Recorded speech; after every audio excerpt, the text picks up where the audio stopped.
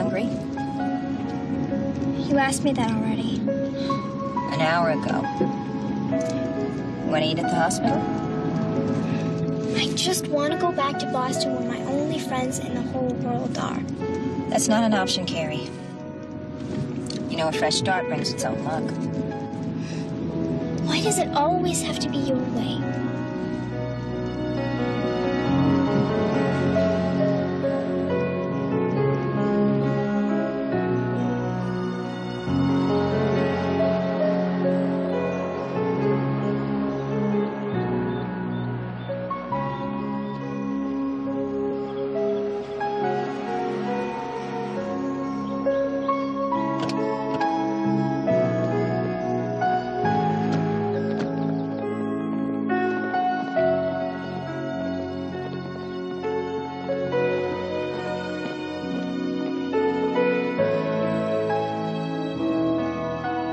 This indicates right here our children's wing with the orthopedic, cranial, psychiatric disease wards, and very important, the daycare center for our working mothers to bring their kids.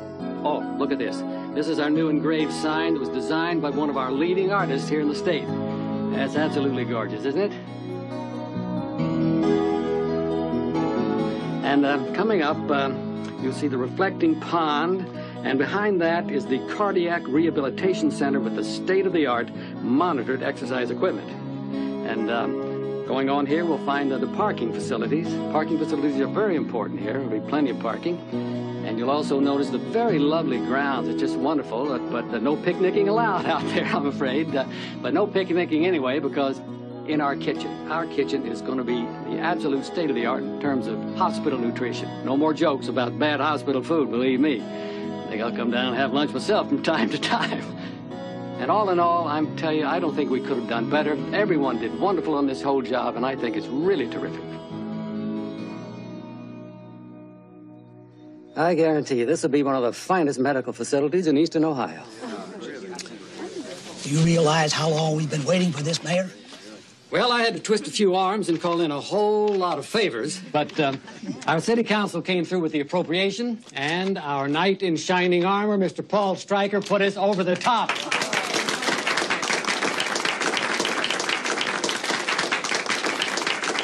Now, we will begin breaking ground on our remodel by the 1st of next year, and that is guaranteed. Guaranteed. Or else I'll hold a county lottery to raise the money. Oh. Grand prize, a free operation. Head to navel.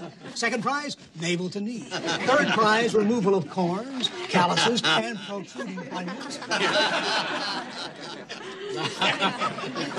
And the booby prize will be an operation by Dr. McMahon here. Of your choice.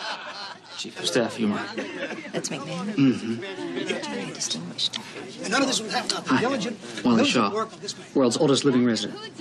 So how old are you then? I'm 42. And you? Well, we really didn't have to convince anybody because the people and you? in this community... Dr. Jaclyn Willis, and I'm not telling you my age. Aha. You know, they told me that a Dr. Willis was coming, but they didn't tell me that you were a woman. Disappointed? No, not at all. And I wanted to get out of Boston. Well, that's fine, but here? It's Dr. Greenway. I'm lucky to be training under her. Funny, you don't look crazy. Her reputation. Ask anyone, the best 5 women surgeons, and she's always on the list. Oh, sure. Cutting up people's her specialty. You'll see. Carrie and I'll just wait outside. Don't you have work to do? No, off duty. Don't you have a family then? Divorced. Long time ago. Other vital stats, cholesterol level 183, blood pressure 118 over 74. I'm a runner. Okay. Identifying marks, a small appendectomy. That's okay. Right. Okay. So you can just go on in. Carrie and I'll just stay out here to bandage your wounds. Okay. See you in a minute. Greenway has a tongue like a number 12 Bart Parker blade. That means that she's got a... It's very sharp. Your first priority will be the operating room. You will assist me with private patients. You will operate on charity patients without supervision. I'm sure this is not the way they do it in Boston, but this is a smaller facility here, and we have to make do with what we have. I feel very fortunate to be here, Dr. Greenway. When I read your article on You will oversee the junior residents. You will teach them basic surgical techniques, and you will personally see every patient who has had surgery that day. Understood? Yes.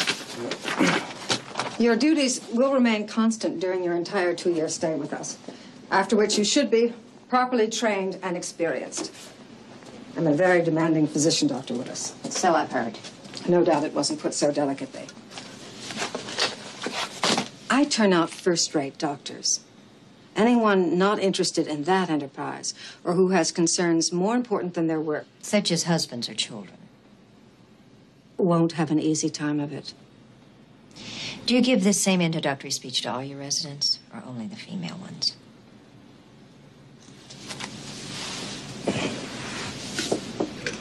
Don't make too many mistakes, Dr. Willis, or you'll be out of here. I'm not in the habit of making mistakes.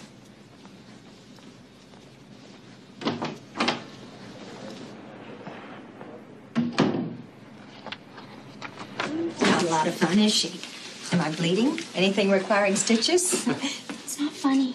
Hey, come on, guys. I'll show you the palace where you'll be staying.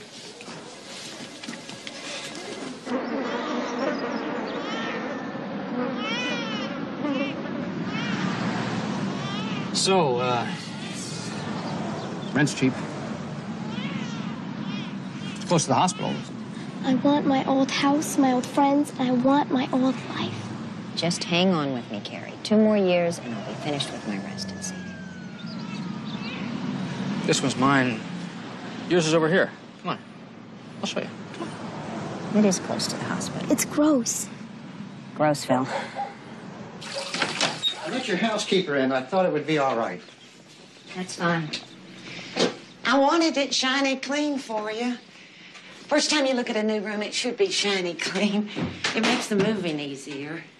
Mrs. Kraybeck? Call me Frances. Since Mr. Kraybeck died 15 years ago in Kentucky, I'm nobody's missus anymore. 10 on your last birthday.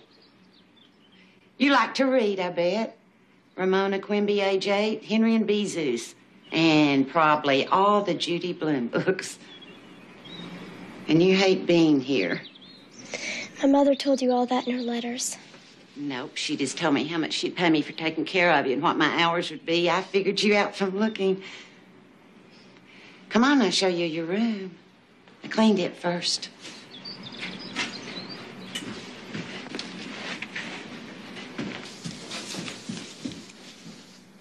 Listen, can I take you and Carrie out to dinner? Would you done just you? No. Another time. You know, I've been single such a short time, and I seem to have enough on my plate this year. Carrie, a new city, Dr. Greenway to contend with. Well, I'll just try again next year. After you.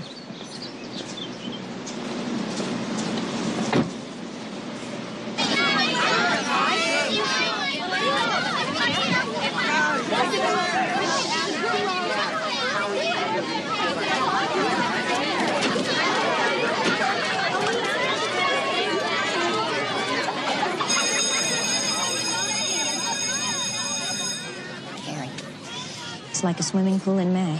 Jump in and it warms up. Come on.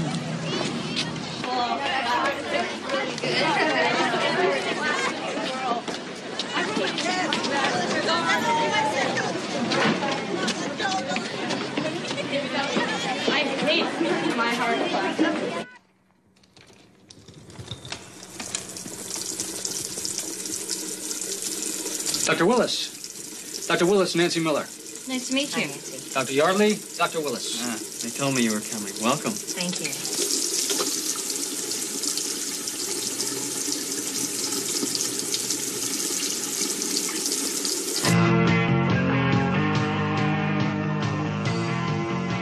You have a book, sir? Yeah, I got it. I need to wet these pens. How's he doing? Stable and groovy. Can you check if we have some 4Os on the table? It's Greenway.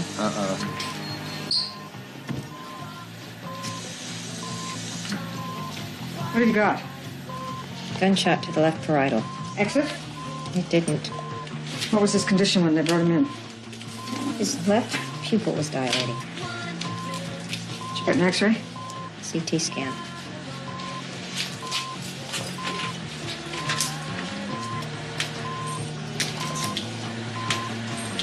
What are you going to do with this bullet? Remove it or leave it in? You can die while you make up your mind, Doctor.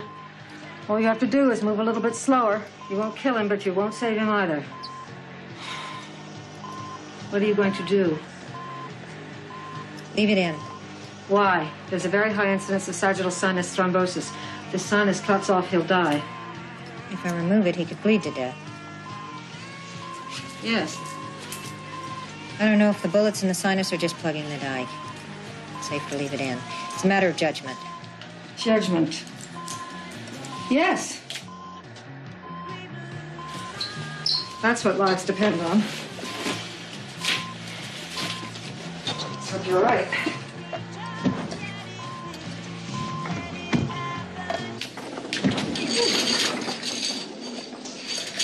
Nice job, kiddo.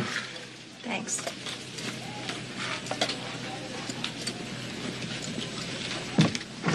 Now that we've seen our post-ops, we're going to be taking a look at our referrals for evaluation. Mr. Harris is scheduled for an MRI this afternoon. He's been experiencing dizziness and slurred speech.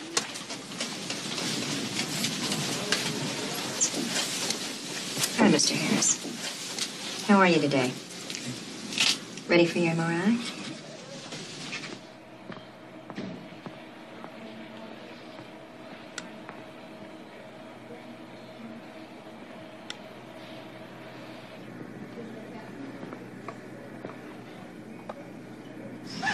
So did you have your dinner?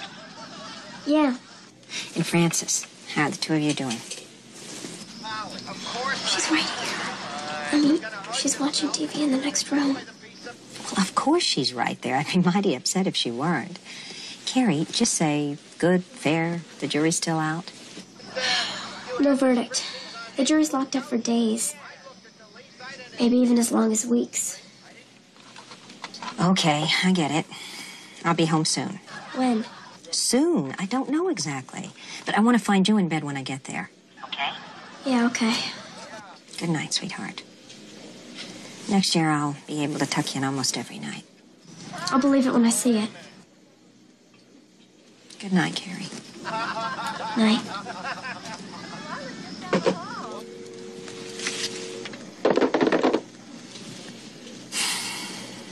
Oh, hey, it says here you can only have an 8-foot couch, not a 10-foot. Well, you want to call over some sodas or something? That's great, yeah. What do you think, Mr. Daniel? My mother said I could stay up until she comes home. 9 o'clock on the dot. No stalling, no reading in bed. You didn't talk to her, I did. Tonight I get to stay up. Mr. Craybeck was in the military from the time I met him when we were 18 until the day he died. So that means I was in the military, too. We had to pick up and move the family every year or so.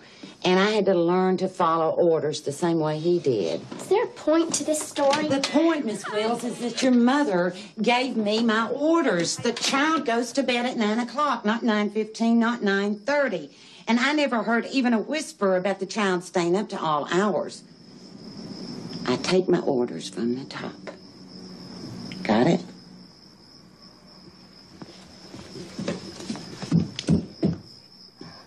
But I'm not going to salute. I think it's, So how's your patient? He'll live. And you?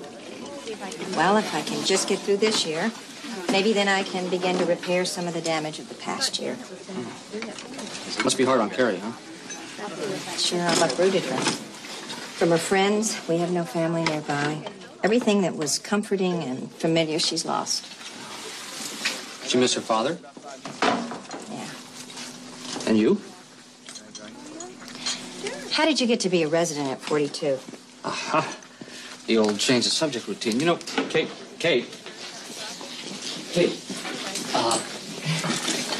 You know, you can just tell me that you don't want me to talk about your former husband. Do you always eat this much? If the food's better, I eat more. Where do you put it? You're a 42-year-old resident. What, because you started med school late? Nope. This is my 4th residency. Internal medicine, cardiology, general surgery, and now anesthesiology. You like to have a broad base of knowledge. No. I just can never make up my mind about anything. Ever. Except about you.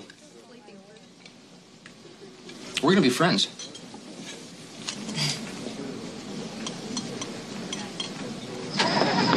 2 weeks vacation coming in September. Oh, I'm sorry. My fault. Oh, no, My fault. it's all mine. I'm sorry. Okay. We won't argue about it. But it's still mine. Okay, you win. Good night. Night.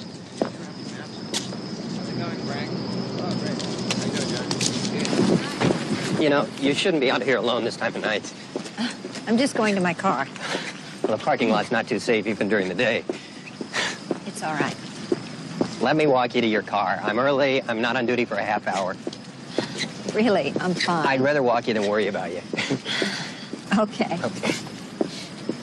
My name's Jonathan Parnell. I'm an X-ray technician here. Nice to meet you, Jonathan.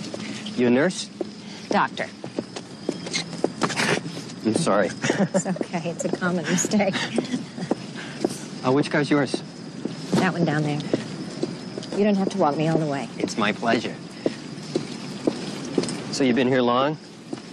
This is my first week. Well, maybe we'll run into each other again. But it's a big hospital. This one's mine. Thank you. Okay. Lock your door now. Okay. Thank you. See you, doctor.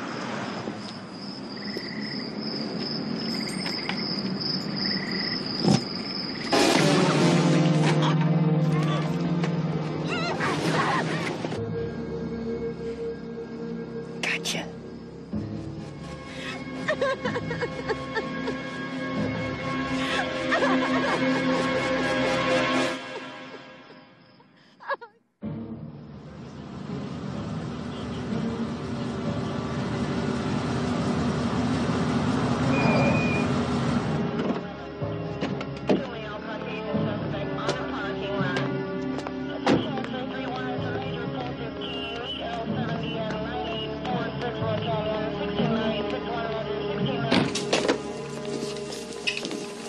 Dr. Willis.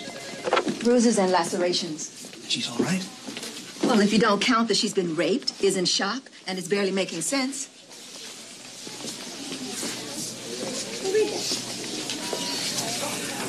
I'm very sorry, Dr. Willis. We're all sorry. I was going home, and this man offered to walk me to my car. He said that, well, it was late, and he said it was dangerous for a woman to be out alone so late. He wore a hospital jacket, and he said he was an X-ray technician here, and I believed him. Parnell, Jonathan Parnell, he said his name was. Check the hospital records. He knows he's about to rape a woman. He'd be an idiot to give his real name. Try it anyway. Personnel, second floor. They'll have it. They'll find him. And then we'll put all this behind us. You take all the time you need at home with your family. I have a young daughter. Then we'll go on. It's not good for you or the hospital to dwell on this. And of course, we'll give you all the help you need. We'll give you all the help you need.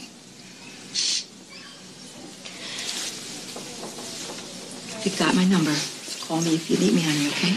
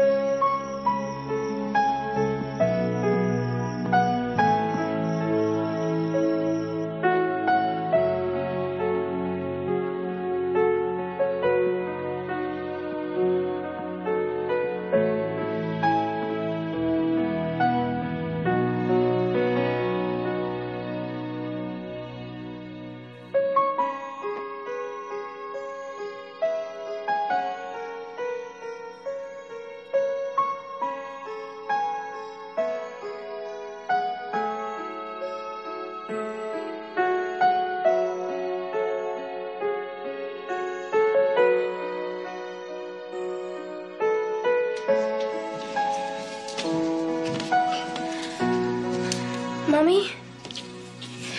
You got home so late. Very. Can I have cereal?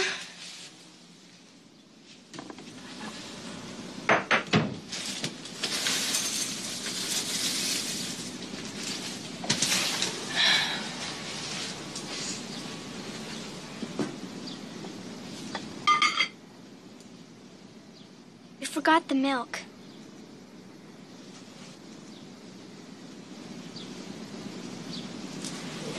What happened? I'm all right now, Carrie. Who did that to your face? A man A that patient at the hospital? As I was leaving the hospital, a man I didn't know offered to walk me to my car. He said that it was too dark and dangerous to be out alone. He said that he was an x-ray technician there. So I let him. And then when we got to my car, he hurt me. You let a stranger walk with you? You tell me never to talk to strangers or go anywhere with anybody I didn't know.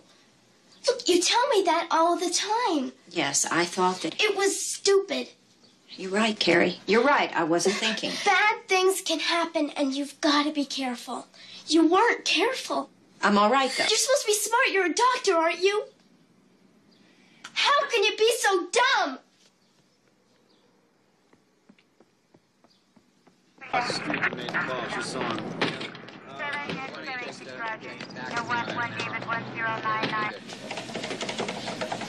This look like his hairline?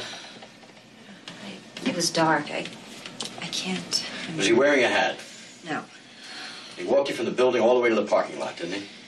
Yes. You were able to see his face, weren't you? Yes, but it was dark. All right, you told us that, Doctor. Now think for a minute. Try to remember. We gotta know what we're looking for. I don't know about his hairline. I really don't know. Okay, what about the color of his hair? How's that?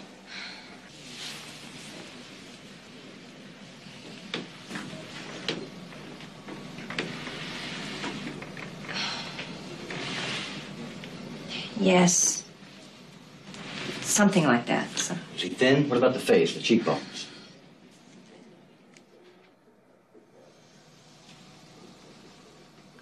He had a fairly thin face. The eyes. Far apart, close set? Wide set. Wide set. Something like this?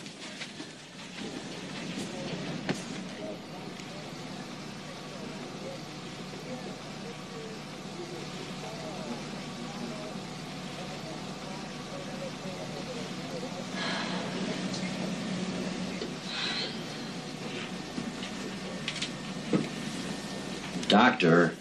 You know, I hardly looked at him. All right, the entrance to the building was well lit, right? Yes. Now, you told us you bumped into him and you had a conversation with the man, right? Am I right? He was average looking. Like 1,000 other men. Tell me, aren't doctors trained to be observant? Yes. In the operating room with a patient. I was off duty. I was exhausted. I wanted to get home to my daughter. How many minutes would you say you were in conversation with him? 2, 5? At least 2. Do you realize how long 2 minutes can be, Doctor? And you're telling me you don't remember anything about his face? If I knew he was going to rape me, I would have looked closer. Well, maybe you don't want to remember his face. Maybe you're sorry you reported it at all. He had a knife. A man I never met before slugged me across the face, pulled a knife on me, and raped me. As God is my witness, if I could have pulled that knife away from him, I would have killed him. I don't think we're going to get any more, Frank. Think about it, Doctor. If you can remember anything, call me, okay?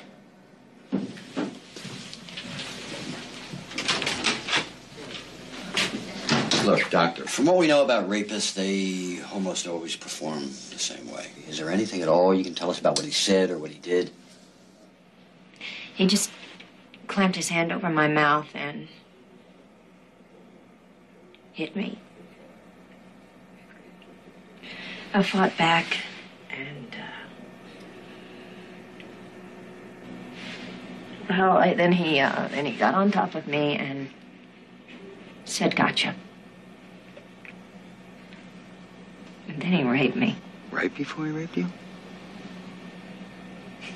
Yeah. All right, doctor, thank you. And look, if anything else occurs, you give us a call. You better get some counseling. It's going to hit you when the shock wears off. You do your job, I do mine. Oh, yeah.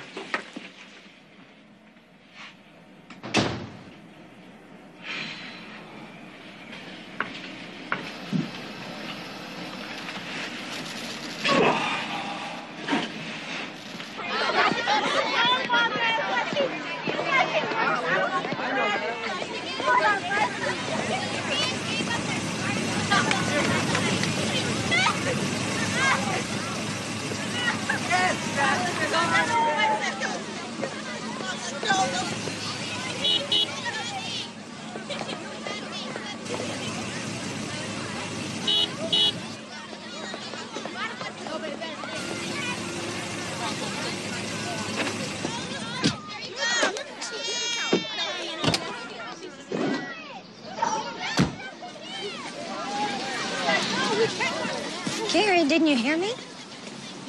I wanted you to come get me. I'm right here. Did you go to work today? No, I had to go to the police station and answer some questions. So I can catch the guy. Yes. What if he comes back? Carrie, he doesn't know where I live. He doesn't even know my name. The man who hurt me can't possibly harm you. You think that's what I'm worried about? Well, I'm not. I'm not worried about that guy. Good. I'm glad. You know, it doesn't have to be the same guy. Something terrible can happen anyway. Something terrible happened to Daddy. And now you. Nothing's gonna stop it from happening to me. We don't know that. Carrie, I'm never going to let anything hurt you. I promise you that. It doesn't matter.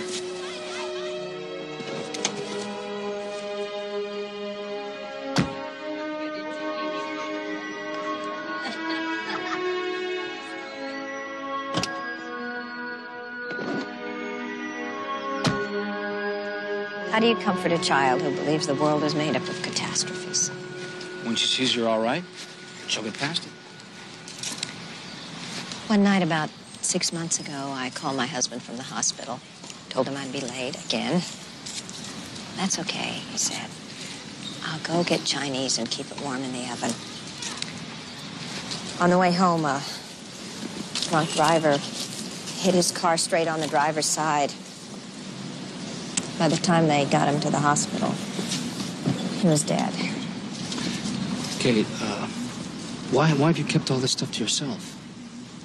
Because I have 2 more years of residency to finish that I've got to finish, and I have a daughter to raise alone. Ah, I understand. Must have been very tough on Carrie, Yeah, well, at first she thought I chose medicine over her, all the long hours and the time away from home. I tried to explain about the positions people take in life, things that give meaning to you. But a child doesn't care who else you are. You are their mother, first and always.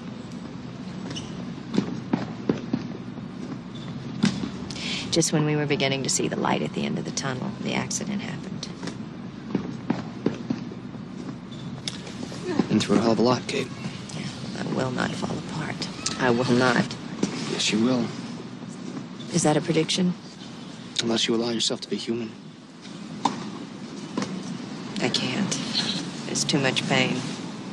I just can't. Try to get there early.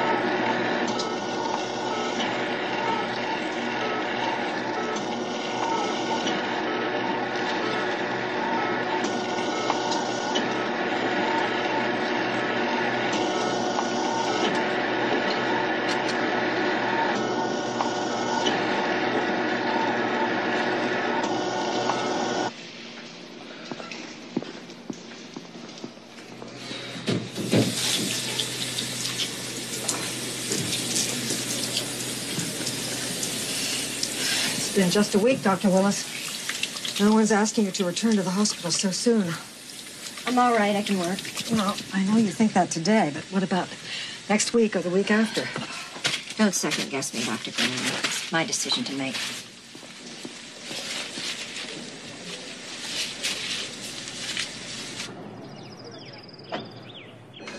He was hiding in the backseat of the car, and he said he would get me if I screamed. Close enough? No. Oh, Porter, give it up. No. We had another gotcha rapist. She mentioned it to me, it rang a bell, and it's been driving me crazy ever since. Well, now you're driving me crazy. Satisfied? Well, it just goes along with the territory. I'm just trying to move it along a little. Funny. When you retire, you can play the comedy circuit. Listen to this one. He was very calm about it, and he just looked at me as I got out of the shower. Then he made me lie down on the tile floor. It was wet and cold. He rolled over on top of me, and he said, "Gotcha."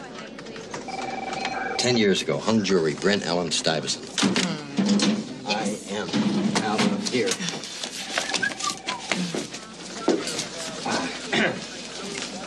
Thank you.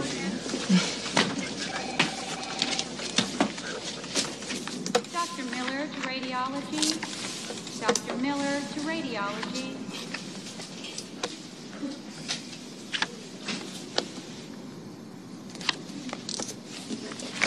That's him.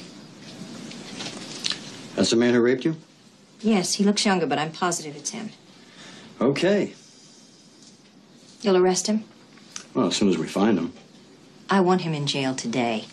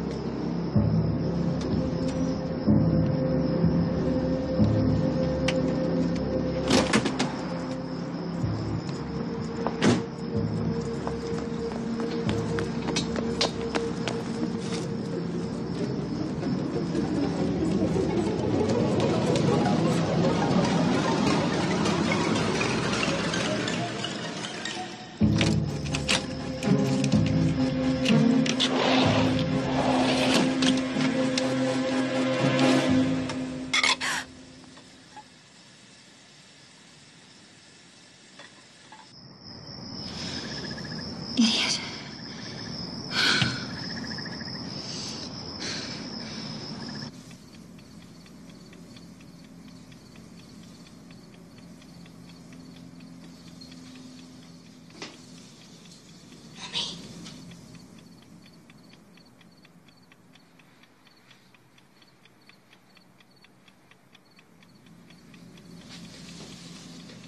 Mommy?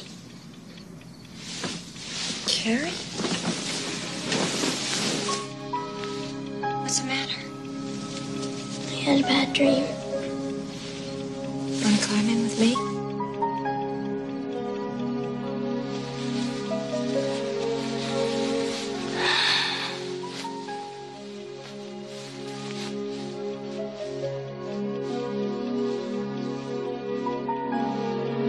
I love you, sweetheart.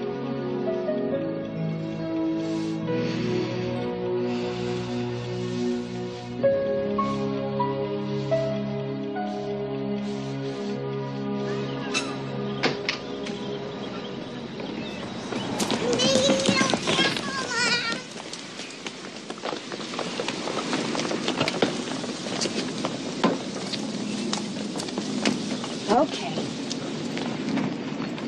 Okay. In.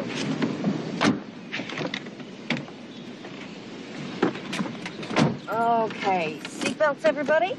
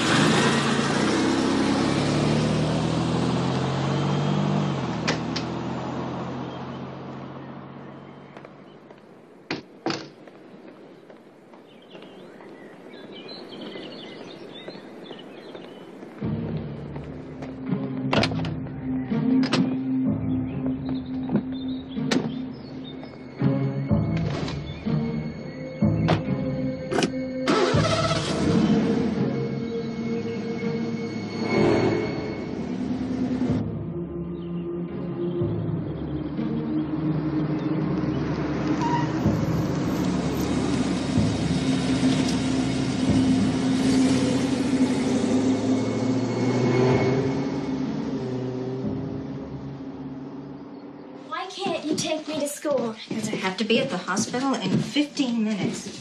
Francis will walk you. What about after school? Honey, I'll be waiting right on the steps for you. That bell rings, you come out, you run right into me. Will you be home for dinner? Tomorrow night, not tonight. I can do it myself. I'm very self-sufficient. Okay, Miss Self-Sufficient. You lead, I'll follow. School awaits. Thank you, Francis. Here you go.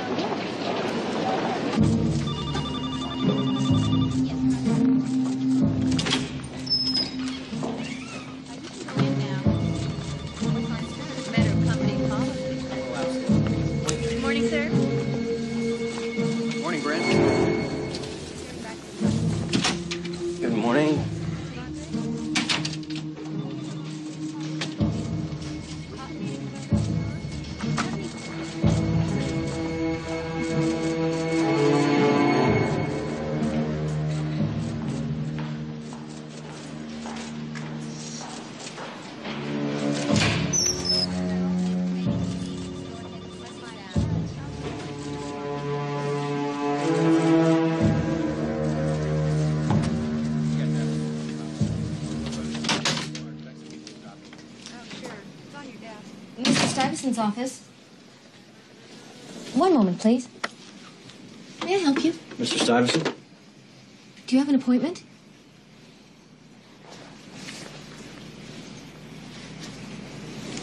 One moment, I'll tell him you're here.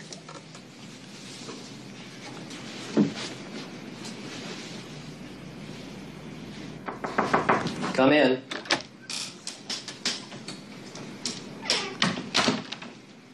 There's a Detective Porter wanting to see you.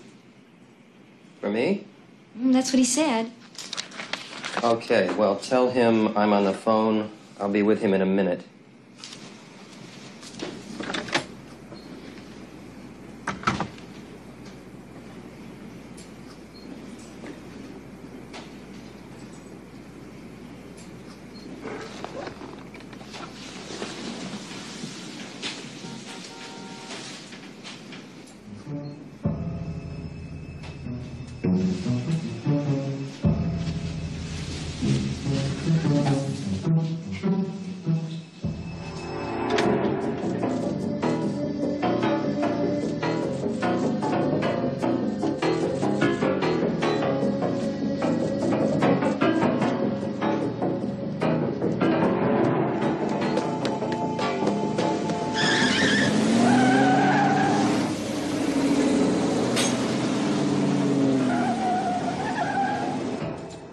We have a 52-year-old male, found comatose, bloody spinal tap. CT scan found blood in the ventricles. He was admitted early this morning, and his condition is essentially unchanged. The question is, do we operate immediately? Rieger, what do you say? Isn't it accepted procedure to wait and see if the patient wakes up? You're not asking a question, Dr. Rieger, are you? No. Then state your opinion clearly, without the question mark at the end. If you don't know what to do for the patient, no one does. Do you wait 10 days for the basal artery spasm to subside? Do you increase the blood pressure to perfuse better? He's in stage 4. Statistics favor waiting. And your patient?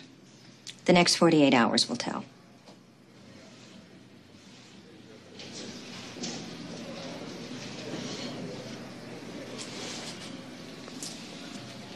It's a judgment call informed by knowledge. Learn your facts, doctors.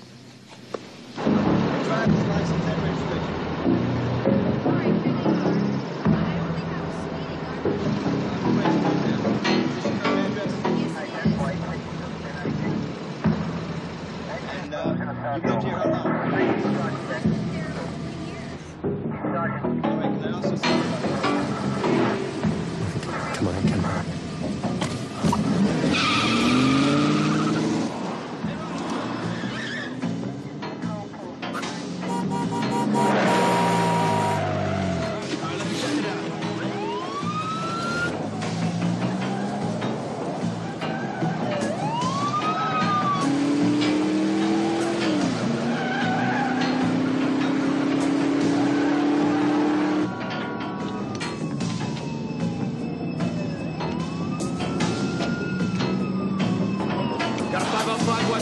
680, request assistance.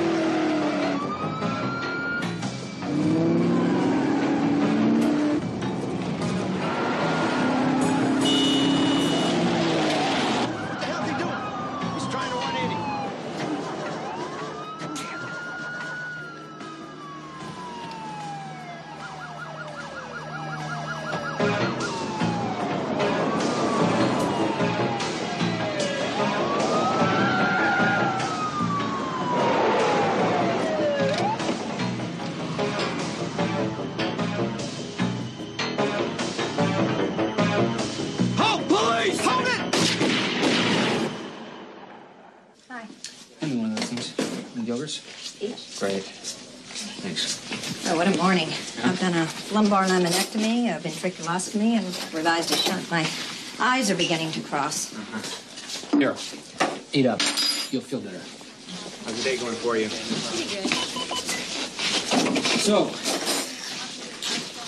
Greenway's supervising this morning? Well, she was, but she's off this afternoon. Oh, lucky you. Tell me something. Has she ever been known to give a compliment? Well, there was a day that's probably apocryphal back in 1955. Hold that story. I've got to hear the end of it.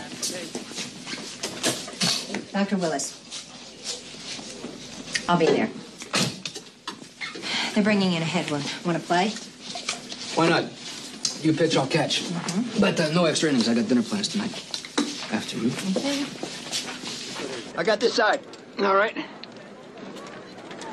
Okay, please. Lift. Coming through.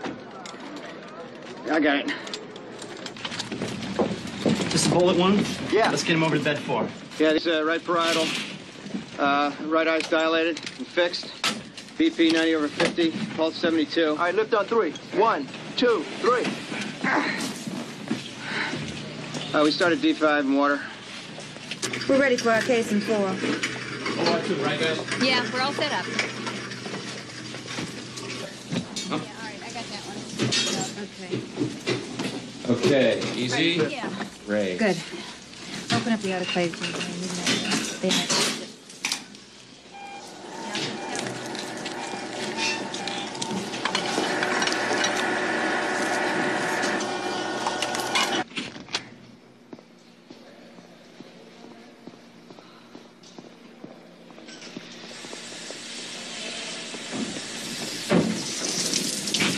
Where's the bullet? Right parietal lobe. Put up the CT scan.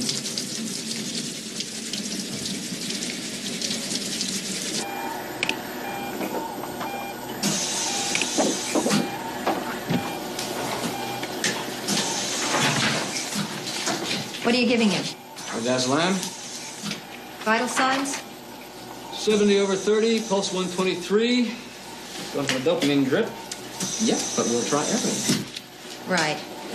You have blood ready to go? No, we haven't touched him yet. We'll use O negative if we have to. Right. Turn him towards me. Put him on the donut.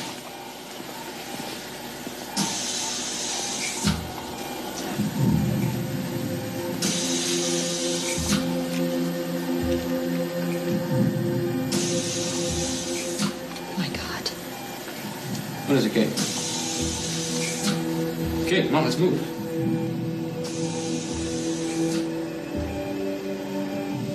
He raped me. This is the man who raped me. Get another surgeon. There's no one available. Kate's a senior resident on call. Beep anybody, for God's sake. Come on. He'll be gone by the time they get here. Kate!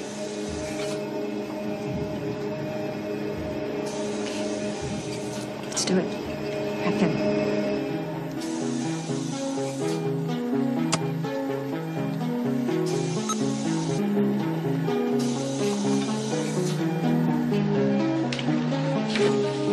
Hey, Bill, how are you? Okay.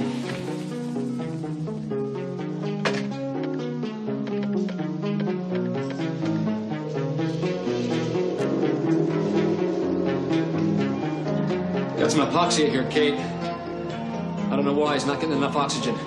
There's blood oozing from the surrounding tissues. I think the bullet's in the sinus, but I'm not even sure we can find it. I'm suctioning.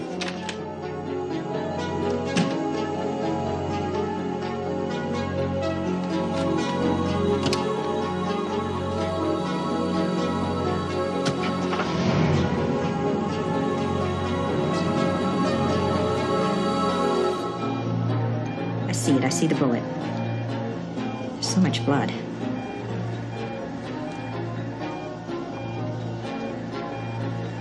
Not responding well. Does the bullet stay in or does it come out? Kate. Is it in or out, damn it? Let's get it out.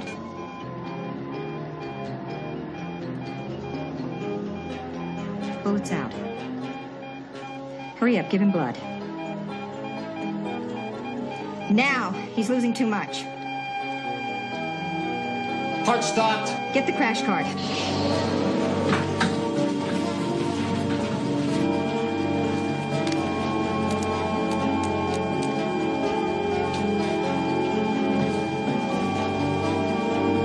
He's not responding. Stop CPR.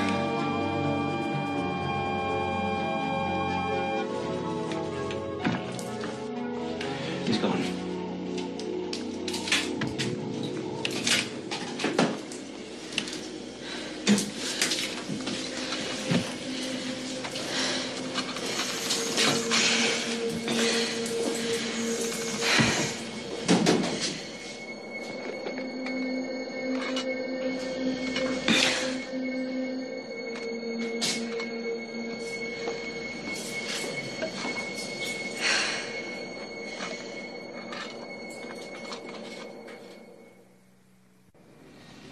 What was the man's condition when he was brought in? Confused. Obtunded? Yes. But awake. He was awake. Yes. And you recognized him. Yes. Then explain to us both, Doctor, if you can, why you went ahead with surgery. His pressure was dropping.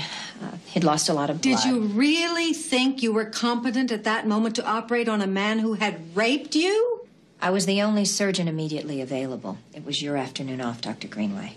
Tell me, Dr. Willis, why did you elect to remove the bullet? It was my judgment to do so. Explain your reasons. We were lucky to find the bullet. It had lodged in the sinus. It was my opinion it should come out. Obviously, you were wrong. Well, maybe hindsight gives you 20/20 vision, Dr. Greenway, but at the time, I made the right choice. Why don't you have a seat, Dr. Greenway? We're not adversaries here. Given the amount of bleeding, you must have known there was substantial risk in removing the bullet. I believe there was greater risk in leaving it in. It was accessible. But embedded. Deeply embedded. Yes. And the risk of tearing the sinus? I considered it. Dr. Willis, the man bled to death. He did not. The man's heart stopped. He died of cardiac arrest. If a patient is bleeding from the head, the low blood pressure affects the other vital structures. I know that. If you cannot give him blood and get his pressure up, then you do something else, which may not be as good for the patient in the long run, but which might allow him to survive now. I did everything I could. You were in no emotional condition to operate on that man. I did everything humanly possible given the circumstances. Well, it wasn't good enough.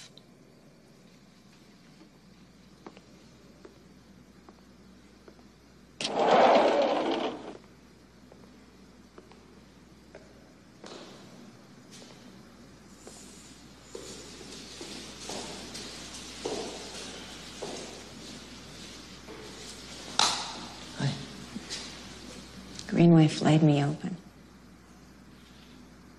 Yeah, she's tough. Was I up to it? What if I had chosen to leave the bullet in? What if I had acted more quickly? Wait a minute, Doctor. You gotta put those questions aside. Could another surgeon have saved him? Was I responsible for a man's death? Was I, Wally?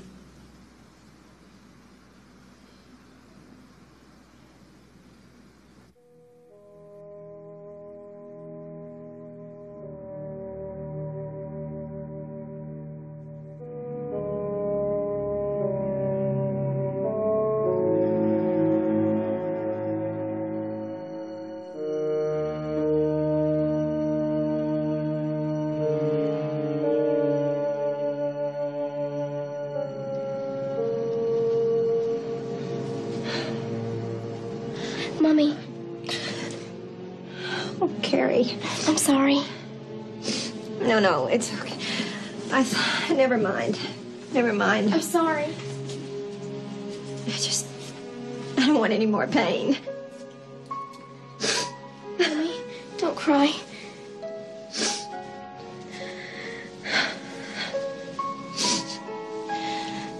A man died on the operating table. They say it's my fault. Is that he's dead? Yes. What do they think you did wrong? It's complicated because... You could never kill somebody. They don't know you. I do. And that's just not something you could do.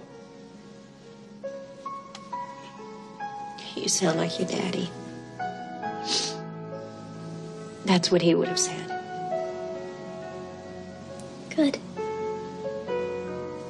Oh, Carrie, I miss him. I miss him. So do I. Oh, God, it's worse at night, isn't it? It's so lonely. I have this huge ache that just doesn't seem to go away. You know what else he'd say? What? What? He said it all the time. Only listen to the good guys. Oh. You and me, Pumpkin. We're the good guys. So only listen to me. Oh. Okay. I love you.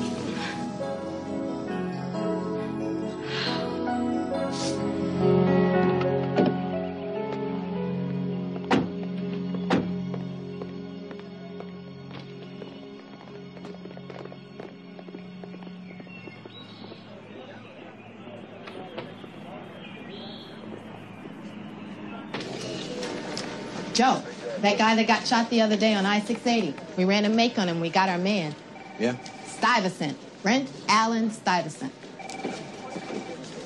Positive ID? Same fingerprints. Died on the table. Bullet wound to the head. Who was the operating doctor? One guess. Dr. Kate Willis. Uh-huh.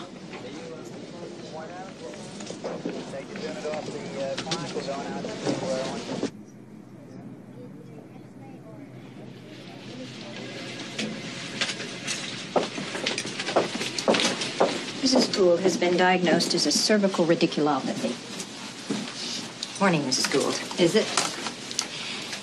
Mrs. Gould has had a pain down her arms for the past 6 months. She's been in a cast. We've tried traction. Nothing seems to work. Peterson, what would your next course of action be? What were her EMG results? Positive. Then I guess I'd operate. I concur. Mrs. Gould is scheduled for surgery first thing tomorrow morning. No. Well, there's nothing to worry about. No. Why don't you want the surgery? It'll help relieve your pain. I didn't say I didn't want the surgery. Then what? I don't want you to do it, Dr. Willis. I'm not having you operate on me. Why is that, Mrs. Gould? I have my reasons. I want another surgeon, or I go to another hospital.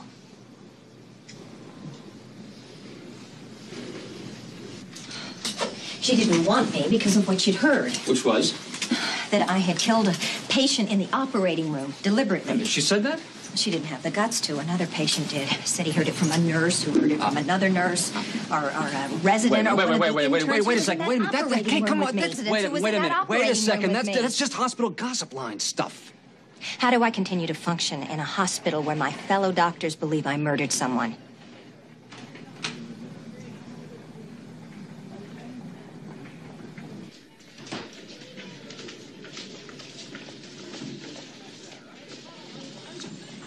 Situation's unusual, of course. Obvious would be a better word. I mean, it couldn't be more obvious if someone had given the woman a knife and told her to do what she wanted. Why she falsely accused Brent of raping her, I will never know. He's not capable of doing anything like that. I mean, she must be crazy. And then my husband mysteriously dies under her hands. I want this woman arrested for murder. Mrs. Stuyvesant, your husband was arrested for rape 10 years ago. And convicted? Hung jury, case dismissed. Then it's accusation. Nothing more. We're talking about murder here, Mr. O'Donnell. My husband's murder. Now, I'm starting with you because I hear you do your job extremely well.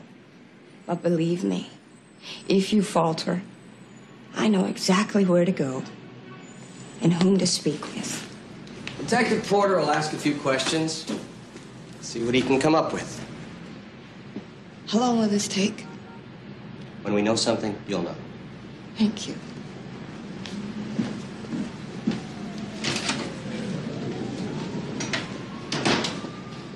Let's keep quiet about this Willis thing. This may be nothing at all.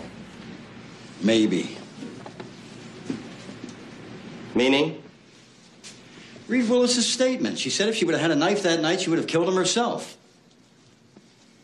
Fate gave her the opportunity and the weapon.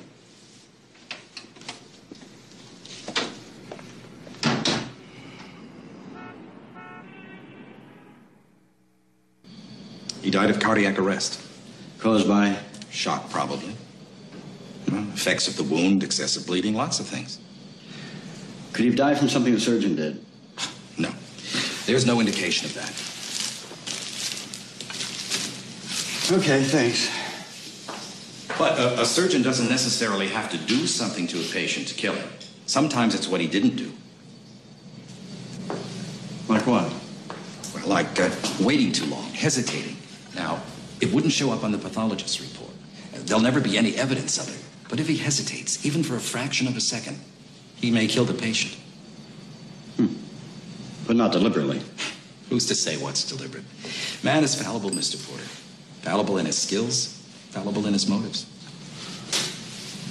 Okay, thank you.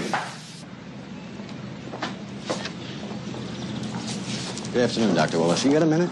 Not really. I have to pick up my daughter from school. Mind if I walk into your car? Once I got into trouble the last time. Look, I'll level with you.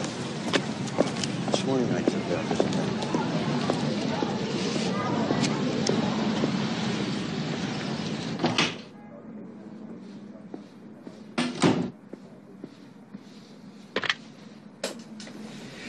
Would you tell Dr. Greenway I'd like to see her? Immediately. Have you ever performed an operation exactly like this before? Why all these questions? Just routine. For a cop, you're a bad liar, Mr. Porter. All right. Look, we have a very difficult situation here. You think I wanted him dead? Maybe. Oh, no. No, I wanted him to stand trial. I wanted him to be punished. I wanted him to understand what he did to me.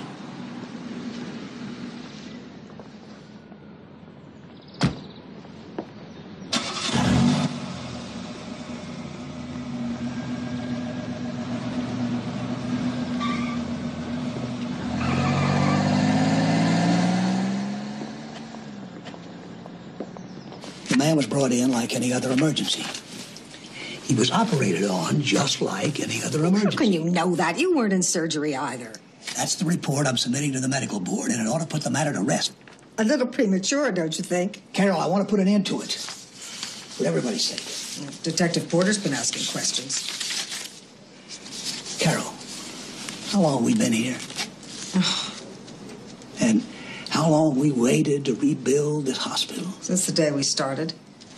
The slightest hint of a scandal, a wrongful death suit, and Paul Stryker's going to snatch up his money and go home.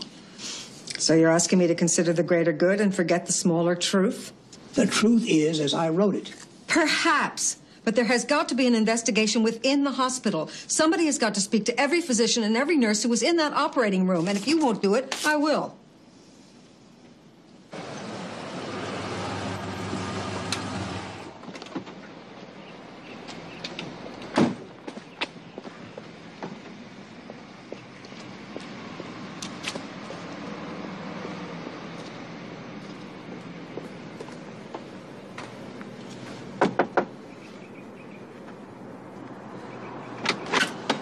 Mrs. Stuyvesant, Tim Maidson, Youngstown Times. Come in.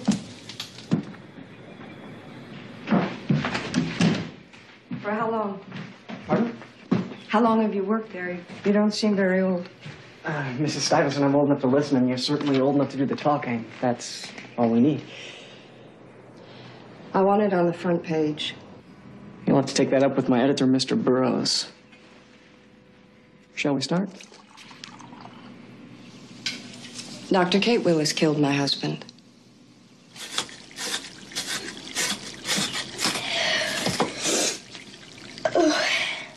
Let me do that, then. You're filling up a bucket with those tears. My theory is tears make spaghetti sauce taste better.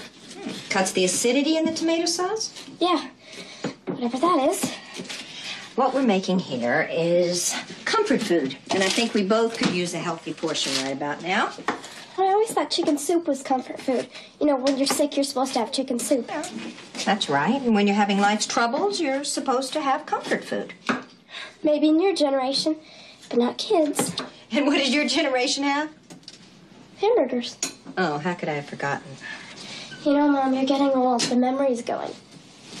Chop the green pepper. Well, I'm telling you, Blanchett said that she's recording every session, so she's got all her answers for the record. Oh, God. Yep. Why does this remind me of the principal's office? Thank you, Doctor. Dr. Shaw, you're next. Dr. Greenleaf, why are you doing this? Dr. McMahon said that his report to the medical board found no culpability. That was his conclusion. I have yet to make mine.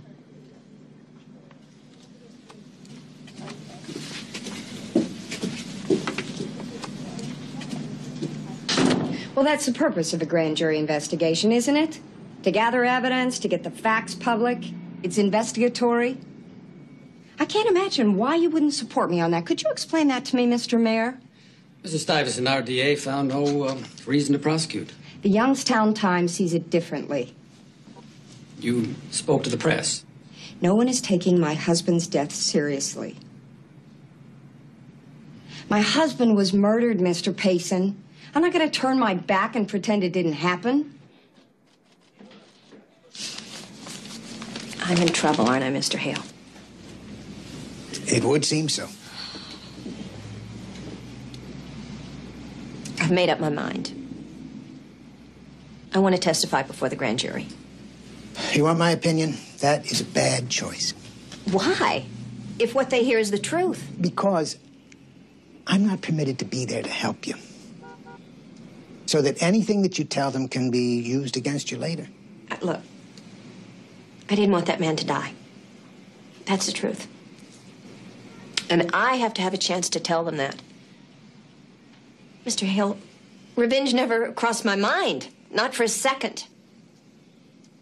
All right. It'll take a petition, but I'll do it. Oh, you're shaking. I'm terrified. You have the best lawyer in town. And I can hold my own with any of those guys from Cincinnati and Cleveland, too. Murder cases are my specialty. Mr. Mayor, Mr. Mayor, Mr. Mayor, Mr. Mayor, Mr. Mayor, do you support the convening of the grand jury, Mr. Mayor? Well, of course I support it. There's no better way of getting the facts out to the people. Then you think the entire story hasn't been told? Mr. Mayor, please. About that. We are gathering facts to determine if, and I say if, there is a need for criminal prosecution. Now, this is an investigatory process. It's not a trial. You people just slow down, okay? I mean, the horse is not even out of the barn yet, and you're locking the door. Listen, I gotta run. I'm really late. Listen, I'll talk to you later, okay? Are you saying the entire story hasn't been told? Mr. Mayor, some say you're ducking the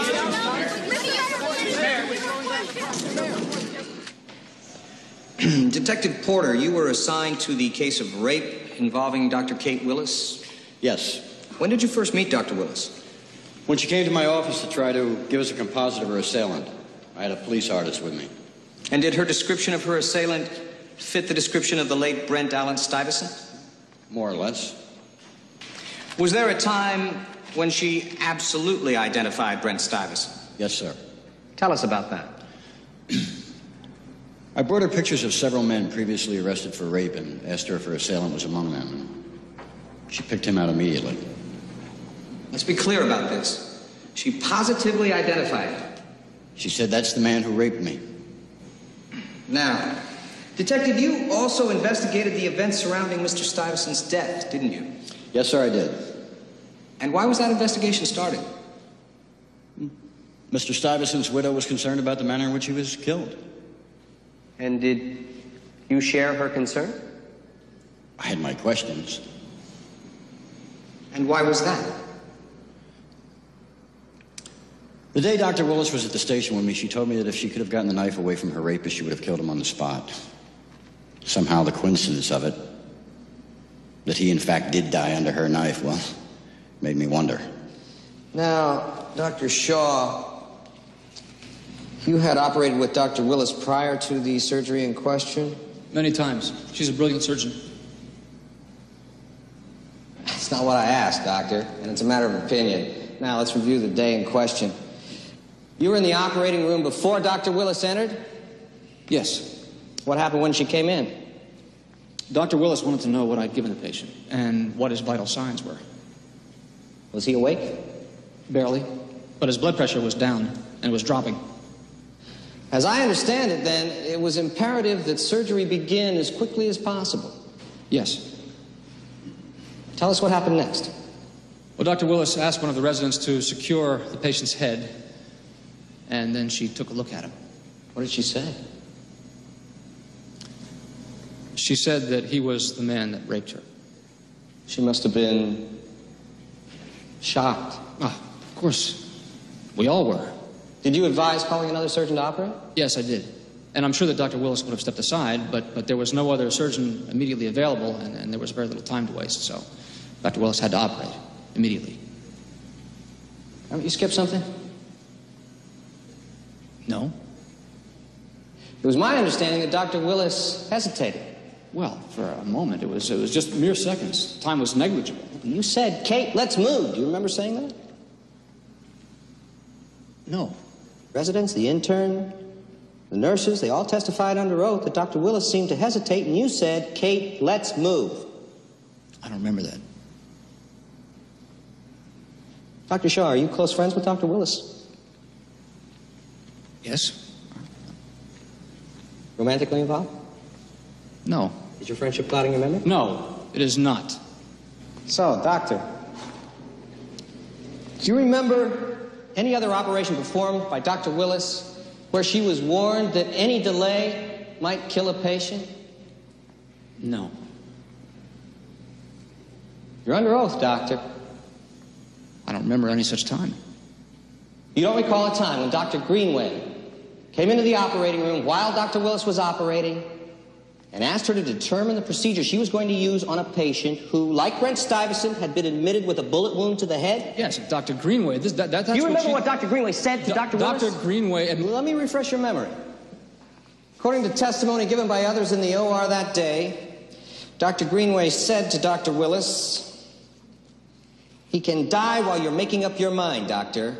All you have to do is move a little slower. You won't kill him, but you won't save him either." Do you remember her saying that? You're taking a comment completely out of context. That'll be all, Dr. Shaw. You may step down.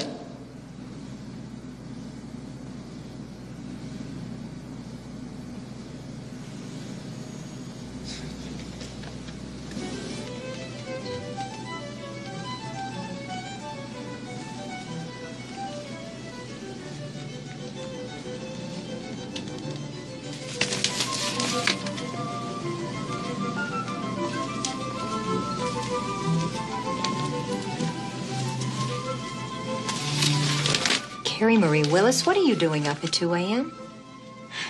The same thing you are. Worrying.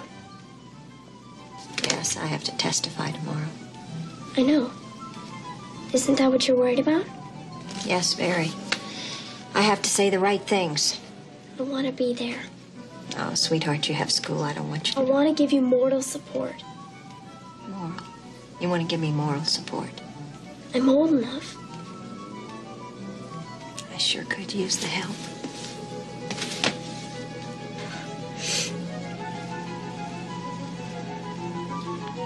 Dr. Shaw had given the patient Lasix and Aramine because he didn't have a dopamine drip. I wanted to give him blood, but there wasn't time to do a cross-match. All this took place before you recognized him. Yes. And then? I asked the junior resident to put the patient on a headrest, and he turned his head toward me. And you recognized Mr. Stuyvesant? Yes. As the man you say raped you? Yes. There's no doubt in your mind? None. Now, Dr. Willis, did you at one time tell Detective Porter that if you could have wrestled the knife away from your rapist, you would have killed him? Dr. Willis? Do you recall saying that to Detective Porter? Yes. Wasn't that your first instinct? No. Well, what happened to your thirst for revenge? Huh? Did it simply evaporate?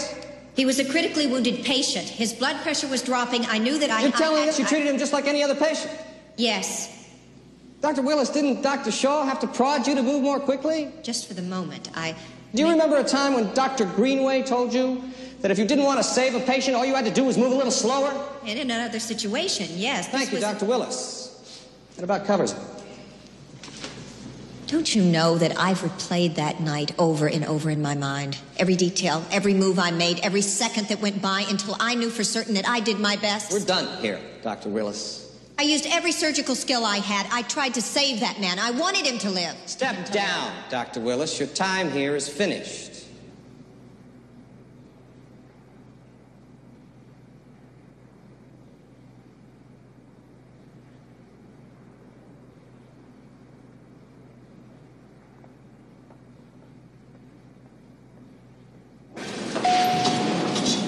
Carrie. Mommy. It's all over. How'd you do? The best I could, but I don't know. Oh, Mommy, did you mess up? Did you say the wrong things?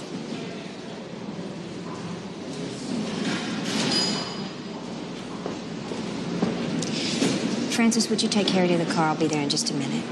You go on, sweetheart. I'll be there in a minute.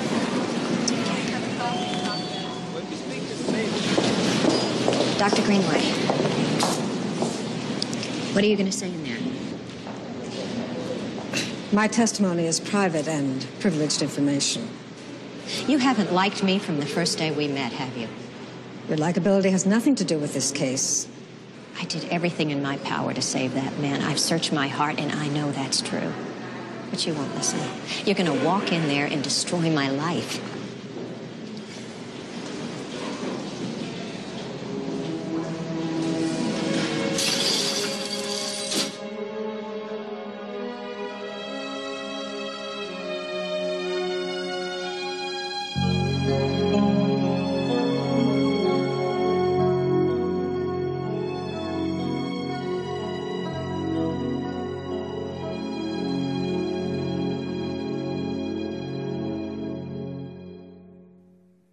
You have observed Dr. Willis in surgery? Yes, many times. But not on the afternoon in question, when she was operating on Mr. Stuyvesant? No, when I arrived in the operating room, the patient was already deceased. In your capacity as chief of surgery, did you question Dr. Willis about the events of that night? Yes, both Dr. McMahon and I questioned her. And did she acknowledge that there was perhaps a hesitation on her part? No. Statements from the residents, the interns, and the nurses who assisted all said that the anesthesiologist had to caution her to move more quickly. My understanding is that her hesitation was a fraction of a second. Well, you had to caution her on a previous surgery, didn't you? No. Dr. Greenway, we have here the exact quote from you on that occasion. You said, he can die while you're making up your mind, Doctor. All you have to do is move a little slower. You won't kill him, but you won't save him either. Did you say that to Dr. Willis? Yes. Then you cautioned her before. Mr. O'Donnell, I have said those words to every young surgeon for whom I've ever been responsible. She was not procrastinating. I was merely warning her what could happen if she did. Obviously she did with Mr. Stuyvesant. That is not obvious to me. Would you like to explain that? The amount of time it took her to move, as Dr. Shaw put it, could not have made any difference to this patient. But she elected to remove the bullet. Removing the bullet or leaving it in place is always left to the judgment of the surgeon. Both procedures have risks. What are you saying, Doctor? I'm saying that in all likelihood, this patient would have died regardless of what was done for him. Regardless of what was done to him? Nothing was done to him, Mr. O'Donnell, that should not have been done. Dr. Willis is a fine surgeon. Is it your judgment that Dr. Willis should have undertaken this surgery? Dr. Willis had no choice. You cannot prosecute a surgeon for what she may have been thinking before she operated. While she operated, my understanding from my own very thorough investigation is that she did absolutely everything she possibly could, in spite of the circumstances involved. Thank you.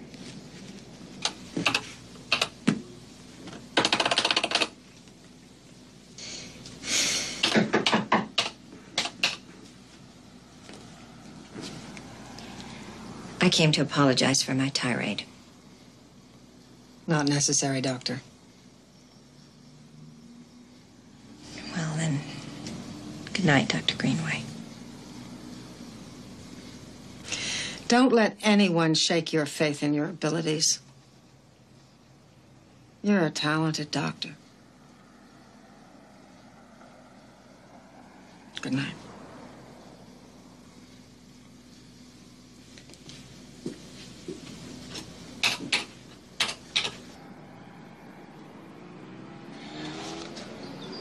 Does this mean it's all over, Mommy? It means there won't be another trial, but I'm going to need your help, Carrie.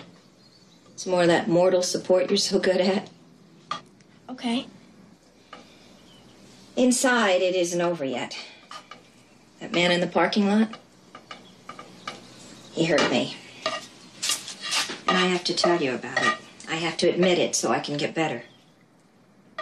And then we can go home? Carrie, I love what I do. Different from how I love you, different from how I loved your daddy. Do you understand? Maybe.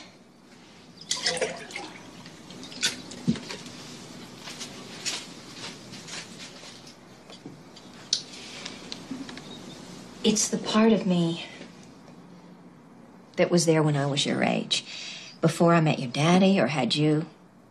It's the part of me that makes me Kate. You know how you feel when you draw a beautiful picture or you work very hard on your science project and you finally finish it? Yeah. Well, that's the part of me that loves being a doctor. I want to be proud of myself, just the way I'm so very proud of you. Then we can't go home, right? Not until I finish my 2 years. But then we can go home. Okay. Okay.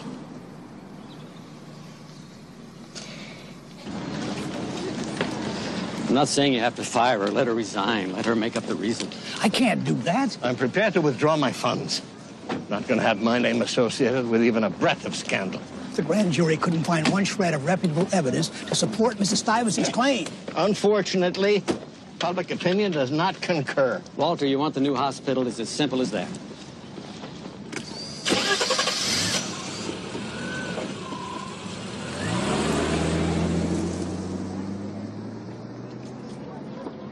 Mr. Fernandez was admitted to the hospital complaining of dizziness and weakness to his right side. We ordered a CT scan, suspecting a mild stroke. Dr. Paulings, would you take over rounds for Dr. Willis, please? Yes, ma'am. Results of the CT scan showed an enlarged ventricle. Spinal tap was done and some blood showed. Dr. McMahon has asked for your resignation.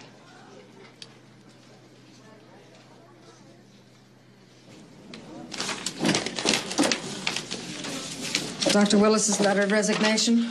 That was a political decision. Exactly. And here's mine. What? Hey, Carol.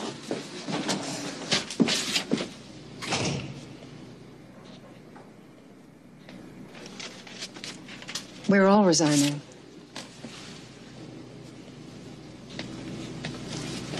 Show some guts, you old fool.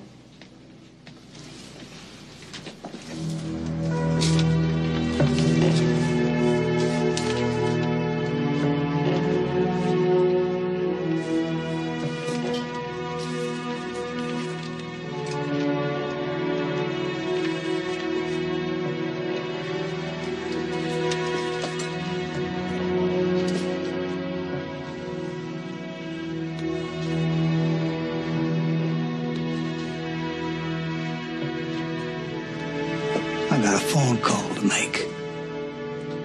Get back to work, all of you.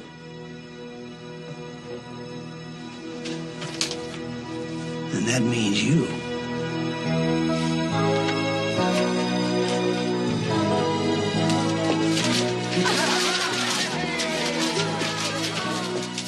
Back to work, Doctor. More beautiful words were never spoken. Let's go.